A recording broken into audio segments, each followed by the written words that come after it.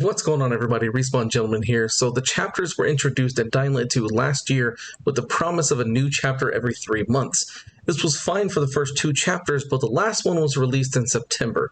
So today I'm going to be talking about what happened to chapter 3. Before we get to that, I want to share with you today's sponsor, ExpressVPN. ExpressVPN is the fastest VPN service out there. They only invest in premium service which produces these amazingly fast speeds. It's also very easy to use. You literally fire it up with just one click. Now, when I'm not doing YouTube, I'm working as an IT guy, so security is a huge deal.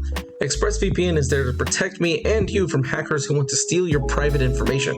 If I were to work or upload videos from a coffee shop, I'd be using an unencrypted Wi-Fi network, and this would be putting my privacy at risk. Another benefit is that you gain access to cheaper tickets and subscriptions with things like Spotify. You can even access Netflix movies that are only available in other countries just by changing yours. To get started with ExpressVPN, just click my link in the description below and get your first 3 months free.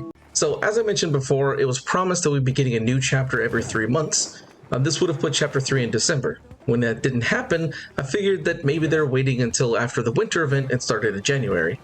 January came and we still do not have any information on chapter 3. This made me think that maybe they were going to wait till the 1-year anniversary to release it, but still nothing. To this day, we still have no information on if Chapter 3 will even be happening.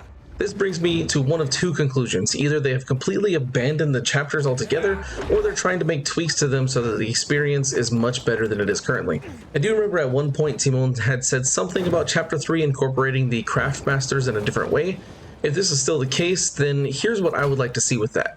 First, give them the ability to remove mods from weapons as well as scrap weapons and gear for craft materials.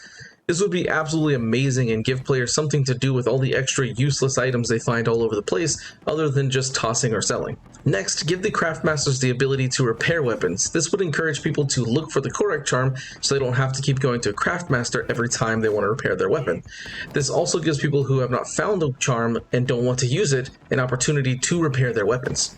Lastly, make the Chapter 3 agent available in Old Villador and not in the Central Loop. This gives new players a chance to start using the chapters before reaching the second half of the game. Now, I know that the chapters are definitely not the best content the way they are now and need some improvements, even if it's never a Chapter 3. First, for the Agent XP, you need to be able to gain that through the missions and not just through bounties. This gives you more opportunities and ways to level up. Next, the elite missions need to give you at least 5 tokens instead of just 1. This allows for purchasing more things from the shop since everything requires tokens to purchase. For the regular mission, give us 1 token and a higher amount of resources so they feel more worth it. For the shop itself, we need the item bundles to come in higher amounts as well, because it's basically pointless to buy anything from the shops with the exception of arrows if you don't have enough craft parts. We also need to have more rewards for the agent going up to at least level 100. This gives more incentive to level them up rather than just stopping at 10 or 20 to unlock all the items. Now, the bounties themselves also need several tweaks. One would be to make bounties have a 24-hour timer once collected. This is actually separate from the 24 hours you have to pick up the bounty.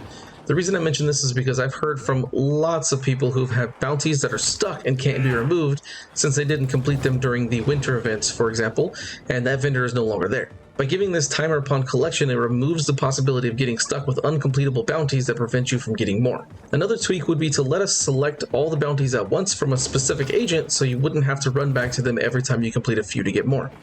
We also need to have a way to change the bounties that are available.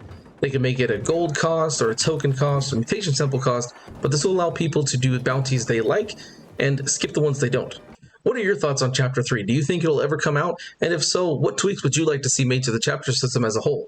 If you enjoyed this video and you want to see more Dying Light content, make sure to like and subscribe. Thanks again to ExpressVPN for sponsoring this video.